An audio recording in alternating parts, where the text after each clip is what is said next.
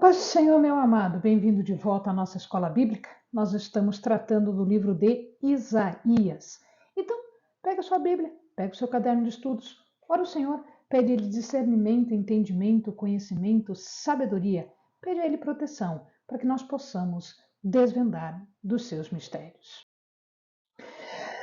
Nós já vimos, então, 3 grandes partes, estamos na última parte, que começa no 49 e vai até o 66, e destes nós já estamos passando agora para a última parte do capítulo 55 e nós já iniciamos também o capítulo 56 neste vídeo. O final do capítulo 55, que vai do verso 6 até o verso 13, fala de um convite solene de Deus para as pessoas virem a salvação. Então, aqui o resumo deste final do capítulo é: busque o Senhor, buscai a Deus, buscai o Senhor. Este é um movimento, buscar quer dizer fazer um movimento de coração, uma busca ativa, com toda a sua afeição, com todo o seu amor, com toda a expressão de alma e coração na direção do Senhor. E aqui tem 2 razões para fazer isso. Primeira razão, para ter a Deus e para gozar da sua comunhão, da sua companhia, do seu interesse, para ganhar a ajuda de Deus, para compartilhar a salvação que Deus está trazendo às pessoas. Uma segunda razão para buscar a Deus é ser devotado a Ele como Deus. Ele é Deus e, portanto, devotar a Ele, buscar compreensão e buscar a sua vontade para fazer aquilo que Ele deseja por conta do amor que nós temos para com Ele. Para honrar a Deus, para servir a Deus, para fazer aquilo que nós fomos chamados a fazer e termos a confiança de que Ele vai nos ajudar, nos auxiliar, Ele vai nos capacitar para fazer o que for necessário e principalmente para andar no seu caminho, no caminho que Deus tem preparado para nós e tem indicado para nós. O convite aqui é para invocar a Deus. Então, nós vemos, né? Invocai ao Senhor enquanto se pode achar. Portanto, é uma oferta que ela não vai seguir para sempre. Haverá um momento em que nós não poderemos mais fazer isso. Então, este é o momento ideal. É um momento em que eu posso pedir a ajuda, a salvação, que é esse invocar a Deus, invocar para pedir ajuda, invocar para pedir salvação, invocar para honrar a Deus, para abandonar caminho de incredulidade, pecado, enfim, e confiar absolutamente nele. Então, aqui, o invocar, ele vai acontecer num determinado momento e nós não podemos deixar esse momento passar.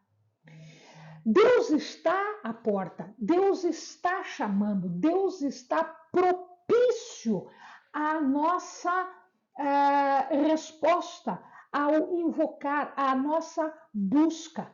Então, o que Deus está dizendo é: esta é uma oportunidade de sair do exílio, de sair dos maus caminhos, de sair do pecado e vir diretamente para os caminhos de Deus, para aproveitar da graça, da misericórdia, né? Nesse momento que é posto para nós. Esse é o momento oportuno. Né? Está e a tempo e a fora de tempo, dizia Paulo, mas aqui Deus está dizendo: invoca o Senhor, busca o Senhor enquanto se pode achar. invocai-o enquanto está perto, diz o verso 6. Então, o povo tinha perdido de vista o Senhor e ele estava agora se mostrando, ele estava agora aparecendo para que o povo viesse em seu encontro, porque ele estava presente, ele estava vindo em direção ao povo. O povo tinha perdido Deus de vista e agora ele estava chamando o povo, ou seja, eu estou aqui, venha porque eu estou aqui, me invoque, me chame porque agora eu estou te ouvindo. O caminho que ele fala aqui é o caminho que nós trilhamos, é o nosso estilo de vida, que pode ser um caminho de acordo com o que Deus tem para nós, o que Deus prepara para nós, ou pode ser o nosso caminho de orgulho, o nosso caminho de pecado. Então, o que está sendo dito aqui é: largue o teu caminho de pecado, o teu caminho de orgulho e venha para um estilo de vida diferente, um caminho que é um caminho diferente, um caminho que é um caminho do Senhor e que nós já sabemos até onde vai dar na vida eterna, vai dar nas bênçãos de Deus, as bênçãos que o Senhor tem prometido e que nós estamos estudando já há alguns vídeos. Os pensamentos de Deus são pensamentos diferentes dos nossos. Nós pensamos de uma forma diferente porque os nossos pensamentos não são completos. Nós não somos oniscientes, onipotentes, nós não conhecemos tudo. Deus conhece do começo ao fim, Deus conhece todos os detalhes das nossas vidas, Deus conhece tudo da vida de todos. Então, tudo que nós temos de incredulidade, tudo que nós temos de dúvida, tudo que nós temos de pecaminoso, isso tudo não é pensamento de Deus. Isso tudo é caminho errado. Então, estes pensamentos que são nossos pensamentos são aqueles que Deus não aceita. E Deus está oferecendo um caminho diferente, um pensamento diferente. Ele está dizendo: o que eu prometo, eu cumpro. Eu cumpri desde sempre. Todas as promessas que eu fiz para o meu povo, eu cumpri. Todas as promessas que Deus fez na minha e na tua vida, Deus está cumprindo. E se Ele não cumpriu alguma promessa ainda na minha ou na tua vida, é porque ainda não chegou o momento da execução destes planos de Deus. Deus, Ele abre uma oportunidade para que nós nos arrependamos desses maus pensamentos, desses maus caminhos e encontremos a misericórdia. Deus perdoa isto tudo que nós fizemos e Ele não exige nada. Venha, venha que é de graça. Deus disse isso alguns versos antes. Deus perdoa gratuitamente, abundantemente, completamente, absolutamente um perdão. Entretanto, para que nós possamos ser abençoados, nós possamos ser perdoados, primeiro o perdão, depois a bênção, para que isto aconteça, é preciso verdadeiramente se arrepender dos caminhos e dos pensamentos de incredulidade, dos caminhos e dos pensamentos de pecado. Porque tanto os caminhos quanto os pensamentos de pecado estão em confronto, estão em conflito com os pensamentos e os caminhos do Senhor. O Senhor tem para nos dar. Nós precisamos andar no caminho correto, que é para ganharmos estas bênçãos. Então, o verdadeiro arrependimento, o arrependimento profundo, o arrependimento verdadeiro, nos traz redenção, nos traz perdão, perdão gratuito e nos traz as bênçãos. E aqui o profeta fala que a distância entre os pensamentos e os caminhos do homem, né, do coração incrédulo em relação a Deus são tão distantes, é tão grande a diferença que é como a distância entre o céu e a terra. O contraste disso que ele acaba de falar é ainda maior se nós levarmos em consideração os nossos pensamentos de incredulidade e a infalibilidade da palavra do Senhor. Ou seja, nós não acreditamos naquilo que é certeza.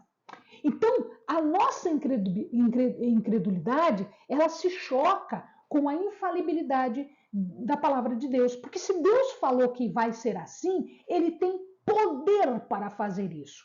Porque ele teve poder até agora para fazer todas as coisas, e inclusive no início de nos criar.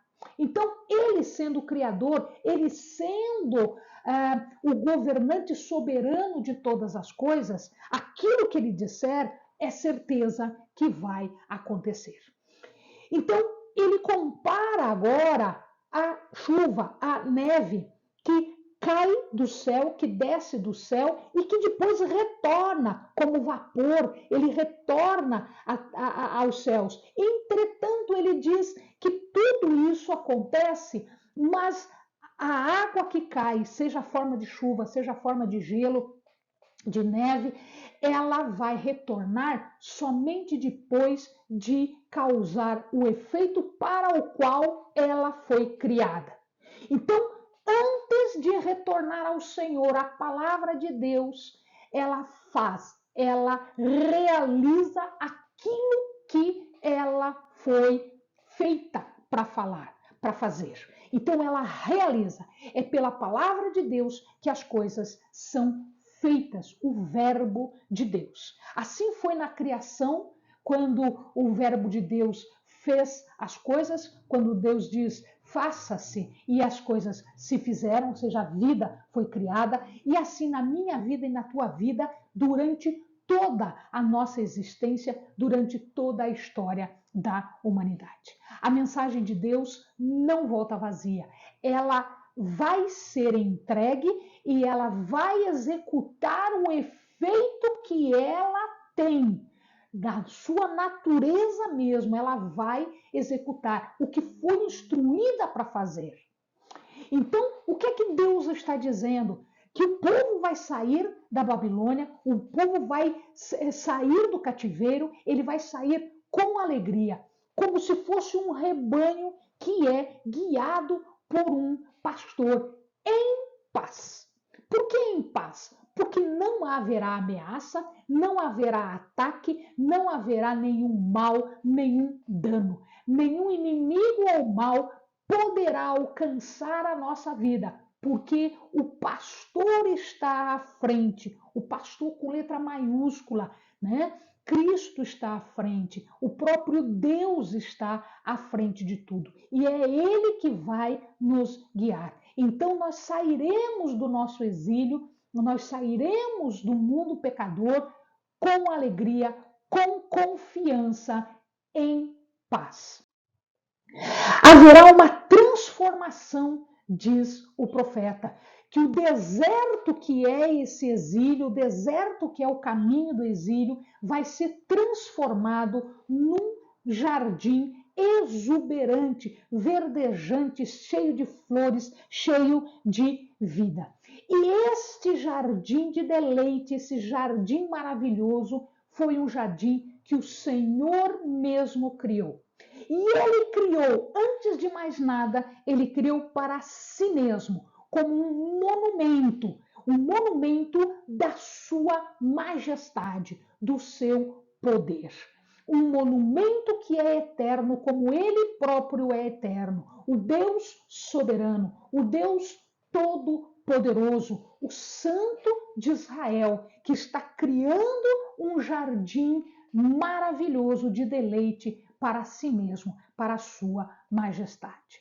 Então, o que o profeta está falando aqui é de uma era de salvação.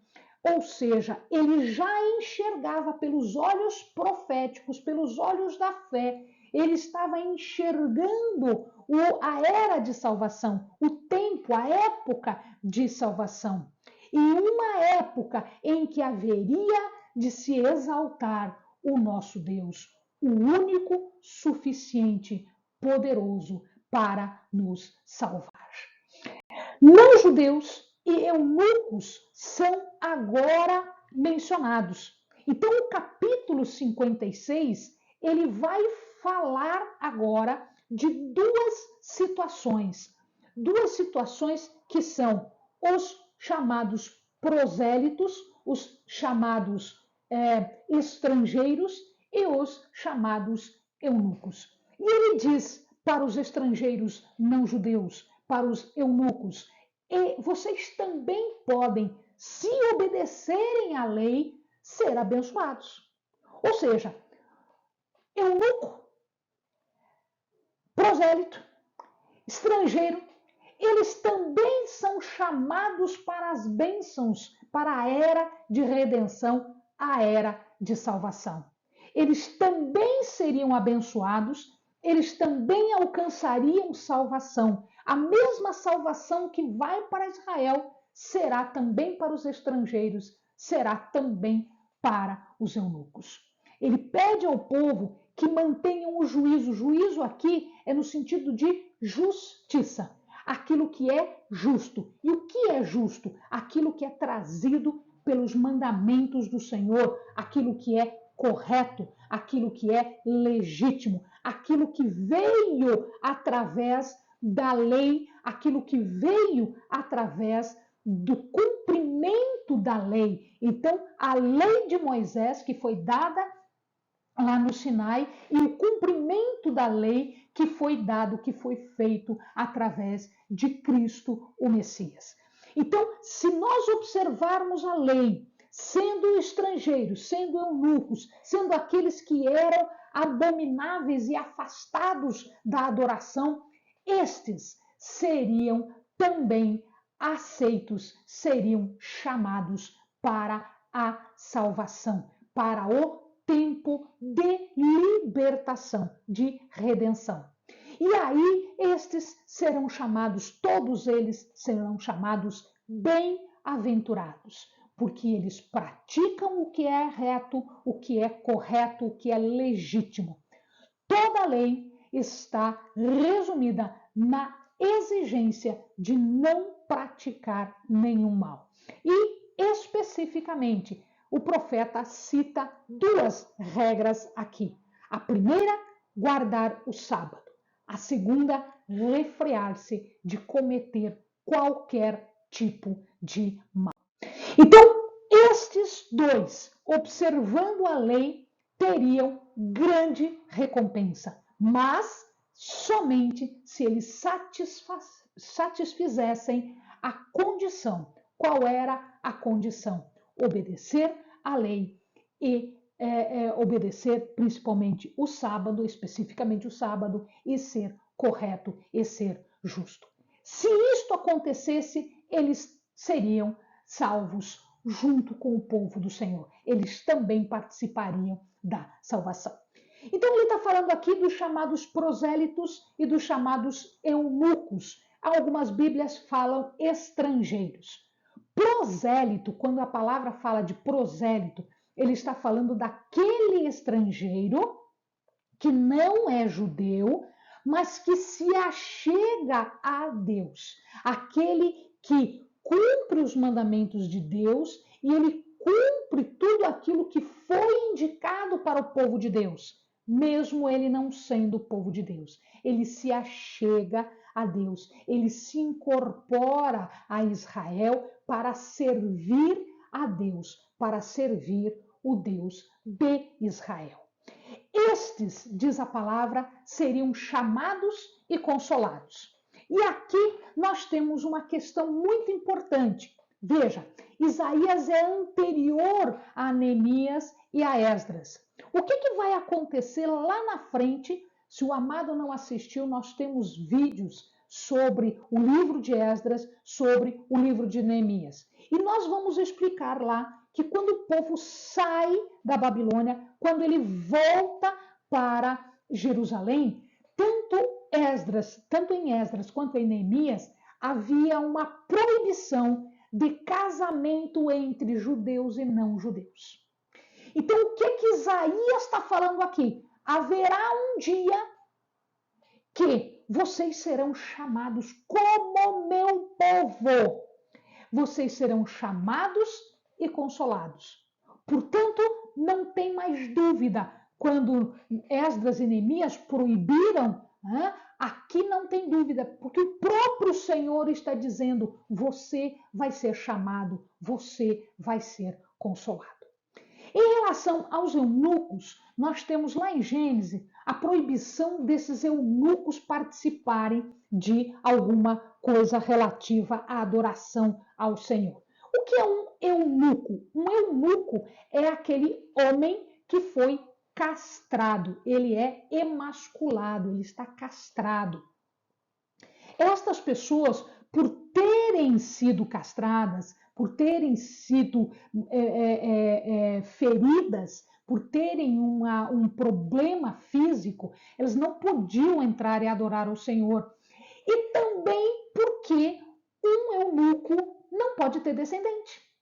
Então havia aqui uma mágoa, uma tristeza imensa nos eunucos. Os eunucos eram feitos eunucos quando eles eram prisioneiros, quando havia guerra, etc. Eles eram castrados exatamente para não ter descendência e fazerem serviços outros que um homem não poderia fazer. Então, eles disseram, o Senhor está dizendo aqui, Isaías está dizendo aqui, eles disseram, então, ele disse então para os eunucos: não tenha medo de você não ser aceito, porque você não vai ter descendente, porque você não pode adorar. Não, não tenha medo disso, porque tanto os estrangeiros prosélitos quanto os eunucos serão aceitos. Serão aceitos. Não haverá mais esta mancha física ou este risco de não ter descendentes. Porque não haverá descendente físico, mas pode ter descendente espiritual. A palavra era uma palavra de certeza, era uma palavra de consolação, tanto para os eunucos quanto para os estrangeiros. A fidelidade, de novo, era exigida em dois aspectos: observar o sábado e fazer o que agrada ao Senhor, observando a lei. O eunuco, então, que não poderia entrar na Assembleia do Senhor, como está escrito lá em Deuteronômio 23:1, eles tinham agora uma promessa de Deus. Haveria um memorial, um nome deles estaria dentro da casa dos muros de Deus. E isto haveria de ser muito maior do que ter filhos. Filhos, naquela época, era a maior honra que se podia ter.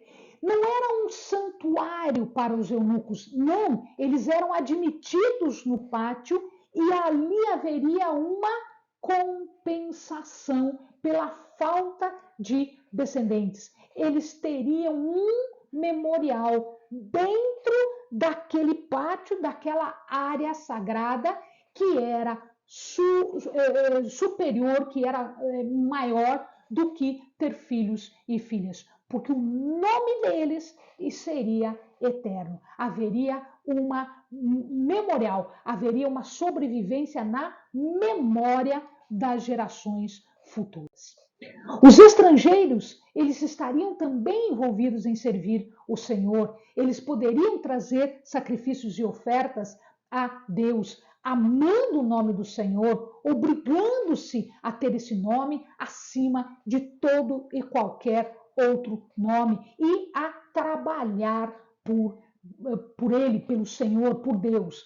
Eles vão decidir seguir o Senhor como Senhor e comandante, porque para eles é dada uma promessa. Qual é a promessa que é dada para os estrangeiros? O favor do Senhor igual a dos israelitas também para eles, se eles abraçassem a aliança, se eles guardassem o sábado.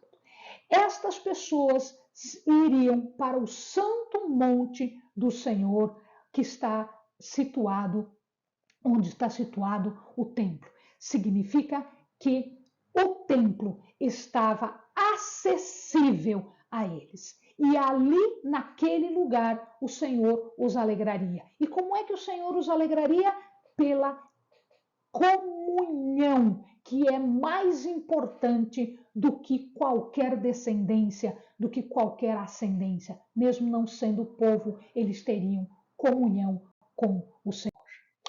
Então, Amados, tanto um quanto o outro, eles iriam se juntar ao Israel como um povo.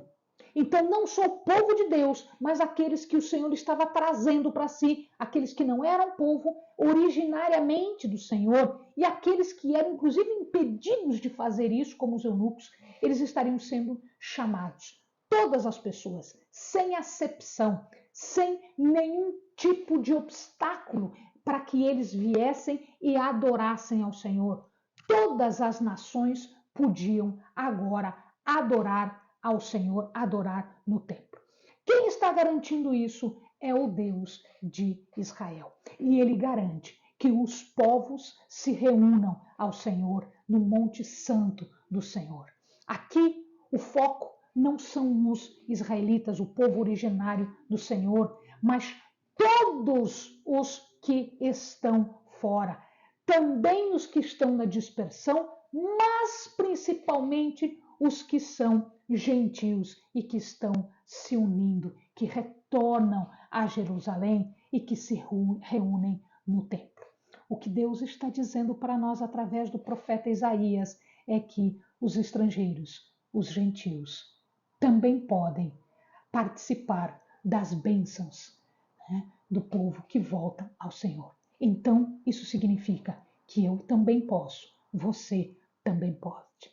Amados, tome posse desta promessa, tome posse desta bênção. Amém? Bons estudos.